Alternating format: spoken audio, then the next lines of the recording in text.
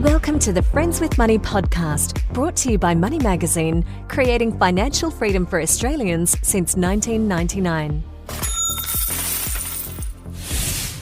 Money and relationships are always intertwined, and at special times like Valentine's Day, it's good to think about money with your partner. Today I have Karen Eley, financial coach, with me to discuss this important issue. Thanks for joining me today, Karen. Hi, Julia. Great to be here. Karen, Valentine's Day is a day of romance. Can it also be a good time to go on a money date? I think so. A big part of intimacy in a couple is financial intimacy. And financial intimacy is really where you feel safe and secure and supported financially in your relationship. And I think the timing is great because February is still the start of the year, so you can intentionally plan out what you'd like to do together for the year. And how important is it to discuss finances and budgets and plans with a partner? Money can be a really sensitive and sometimes uncomfortable topic of conversation because there's lots of underlying emotions about money that we don't always express. So when we don't talk about it, those feelings can bubble up to the surface. So this makes talking about money and making financial plans together around spending, saving, and investing really important. And if you don't talk honestly and in a supportive way about money, it can actually infect other areas of your relationships. And the statistics show that finances are the second highest cause for relationship breakdowns, followed by infidelity.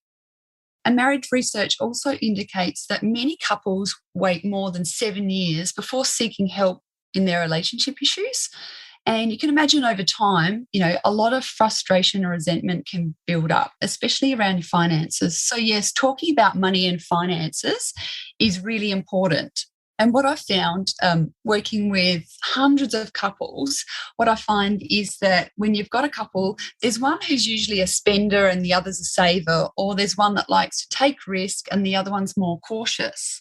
And from my experience, we generally attract our financial opposite.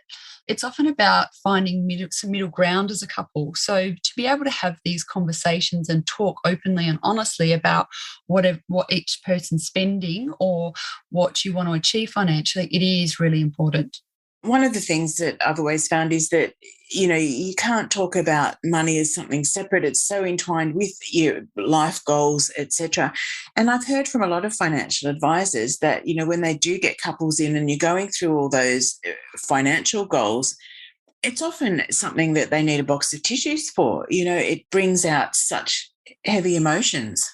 It does, yes. So when I do couples money coaching, it's really a hybrid of a relationship therapist and a financial coach because quite often relationships and marriages are on the line. So investing in getting professional help can save a lot of financial stress because, as you said, money is integral in so many areas of our life. It can affect our confidence and self-esteem if we're not earning enough. It can cause us a lot of stress if we're in debt. And it's really, when we have conversations about money, it's really a conversations about values, and values are what's most important to us, and we can be really protective or sensitive around that. So I quite often find as a money coach is that, yes, I do have a box of tissues in my office and they are very well used. So Karen, why do people come to couples coaching with you? It's generally the woman, I will say in most circumstances, that initiates the coaching sessions. And it's usually because they don't feel understood or they're frustrated with their financial situation or are on a completely different page to each other when it comes to how they either spend, save, or invest their money. Or it could be that there's one person in the relationship who's totally disengaged and just doesn't want to deal with the money side. And it's all left to one person, which for that person, it can either be stressful because they're worried about, well, if I'm not around, what are they going to do? Or on the other hand, it can actually build up a bit of resentment or frustration, which basically leads to giving up. And as I said before, money issues, they're quite often symptoms of other relationship issues or problems. Karen, what exactly is a money coach and how do people find out about you, about what you do as a money coach and also about you personally? A money coach is pretty much a transition between a financial advisor and a psychologist. So it's really around understanding your relationship with money. And in a couple, it's really important to firstly understand your own relationship. And what I mean by that is how you think about money, how you feel about money, and your financial behaviors. And all of those together create your financial relationship. So actually understanding your own one is really important. But when you're a part of a couple, those dynamics can either work well together or perhaps not work well together. So a money coach is able to help unpack those, because all of our relationship with money was really formed between the ages of 7 and 12. And it really relates to what money was like for us growing up, because that has had a significant influence, whether we like it or not, on how we are with money today. And so how do people know that financial coaches are around, and, how do they find you? Yeah, so for me, it's a lot of word of mouth. Over in America, where I trained to do the money coaching, money coaches are a lot more well known, whereas here in Australia, it's more of an emerging industry. So yeah, not a lot of people do. But when people come and see me, they're like, "Oh, I've needed someone for you for years." It's just like this hybrid, and it's quite funny when I coach couples and the woman comes in and she has a bit of an understanding, and the husband or the spouse comes in and they're like, "I feel like I'm seeing a therapist at the moment." It's like, well, I'm nodding my head saying, yes, you are, because, our relationship with money is really deeply emotional based. And Karen, you were originally trained as a financial advisor and practiced as one. Is there a big difference between the offerings and what people expect from you?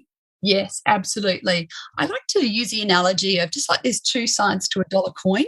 There's two sides to managing our money. So one side is what a traditional financial advisor would do. So it's all the external parts of money management. So cash flow, budgeting, superannuation, investments, insurance. That's one side of the dollar coin. On the other side of the dollar coin, which is where I sit as a money coach, it's all around patterns and behaviors. So whether we're overspenders or we overwork, or we might be in small business and undercharge, or we may not be at a salary that is equivalent for our value. We may underestimate ourselves or undervalue ourselves. So it's all being in touch with the emotional part of money, because at the end of the day, money is just a medium of exchange. We go to work and we give up our time and our experience and our skills for money, and then we go and use that money and exchange it for things that we want. So there's no meaning to money other than a medium of exchange. But as individuals, as human beings, we create our own meanings around money. So as a money coach, I help clients unpack what that is for them, because those meanings are actually driving their behaviors. So what are some actual strategies that you've seen have worked with people that are coming to you for couples coaching and have issues that they need to have resolved? Talking about money with your partner can be a really heavy topic, especially when there's a lot of emotion involved. So a good start is to approach the topic at a time that's really good for your partner. So for example, you could say to them, "I'd really like to have a conversation about money and our finances. When would be a good time for us to do this together?" Because say, for instance, if your partner's a morning person and at the end of the day, when they're feeling really tired and wanting to go to bed, it's not going to be a great time to bring up the fact that there isn't enough money in the bank account to pay for a new car or going on a holiday. I don't think that conversation's going to go that well. So pick a time and schedule a time in where you both can prepare for it and really think about what it is that you want to talk about when it comes to money. And that's why I think Valentine's Day is a great time to book in a money date, or if it's not Valentine's Day, actually schedule something in on a regular basis. And then the next thing is about understanding why your partner is the way they are with money. So you might have a partner that squirrels their money away and they actually don't like spending it.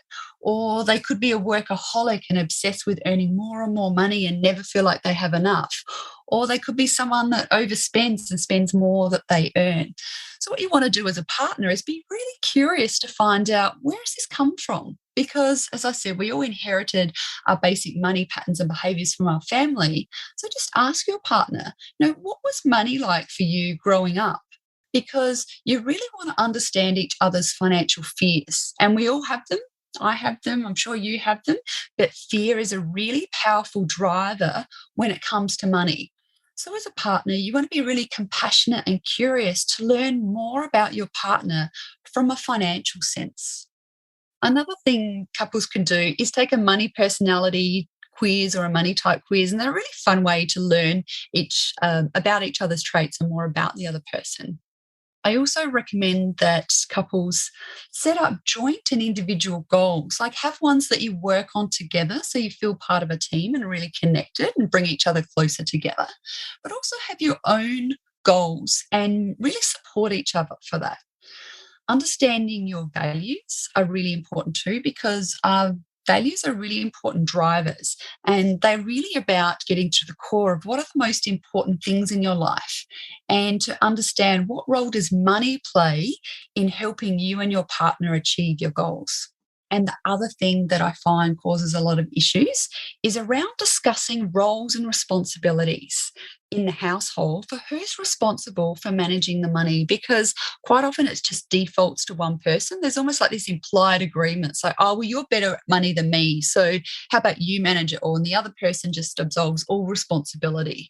And it shouldn't be that way. You really should be working as a team, or at least be aware and understanding how the other person is managing the money. So really discuss roles and responsibilities and segregate them up if possible.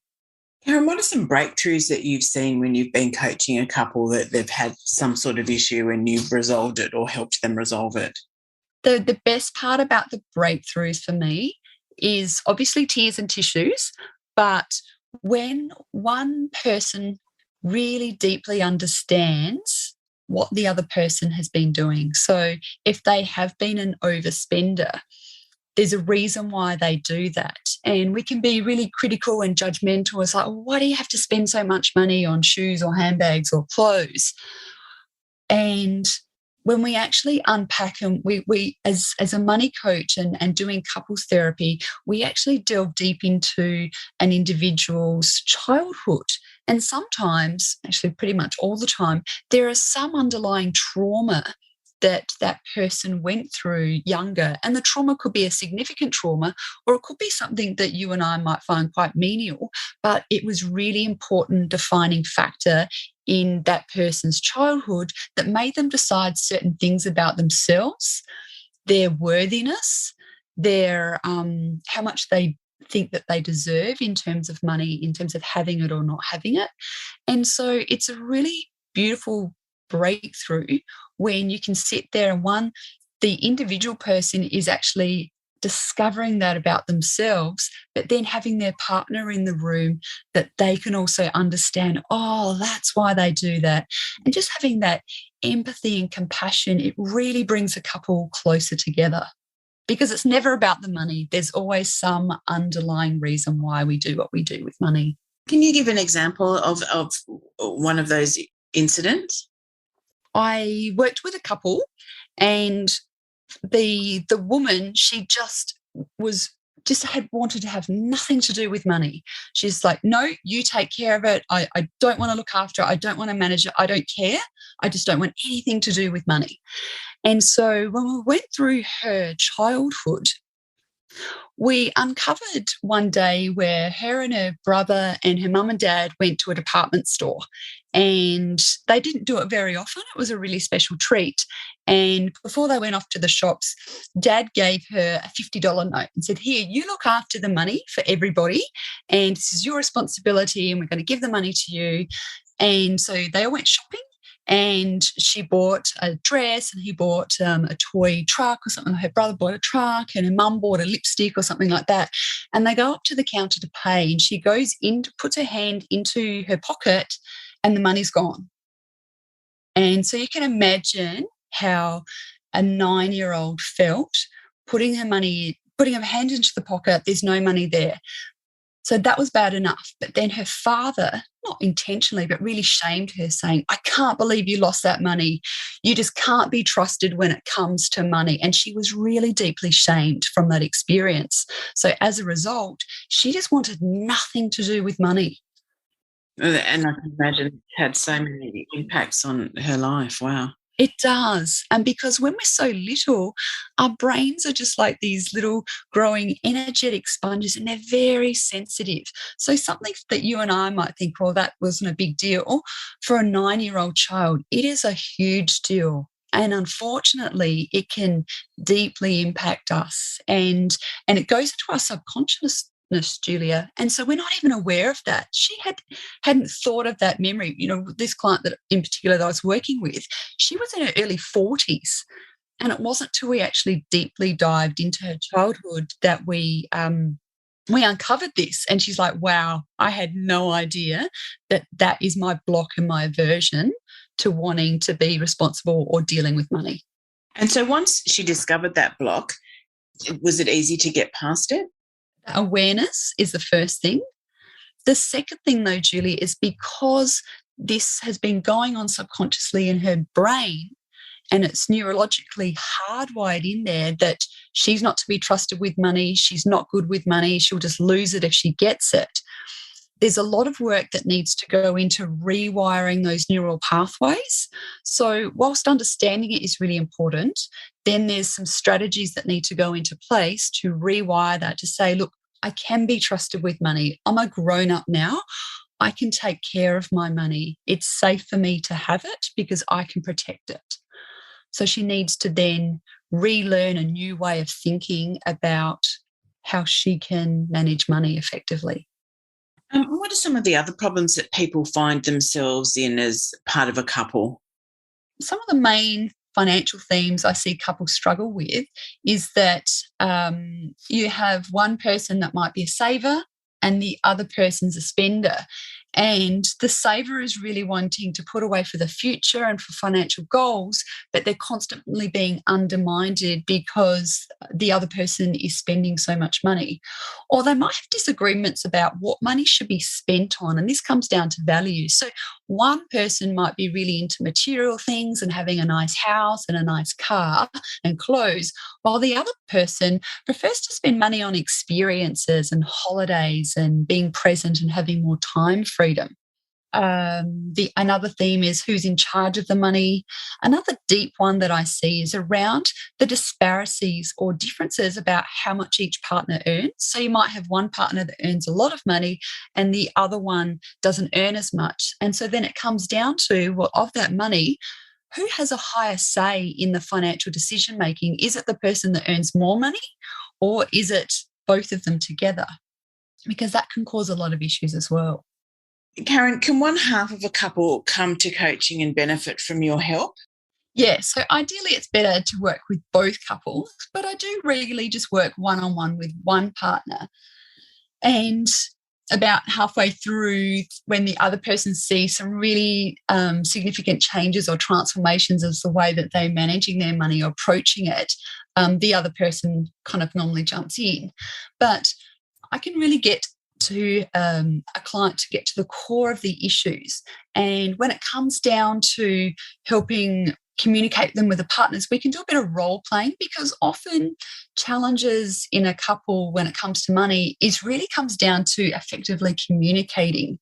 So just like money management, most of us aren't taught how to effectively communicate with our partner about our emotions. So getting some support and guidance, I can do that one-on-one with one part of the couple and then just help them have those conversations that perhaps on their own are quite challenging or difficult to have. So we can do a bit of role playing around that. So yeah, absolutely, I can definitely see one person in a couple. And yeah, I definitely find that the other person who hasn't come to the coaching is like, well, what's this? What have you done to my wife?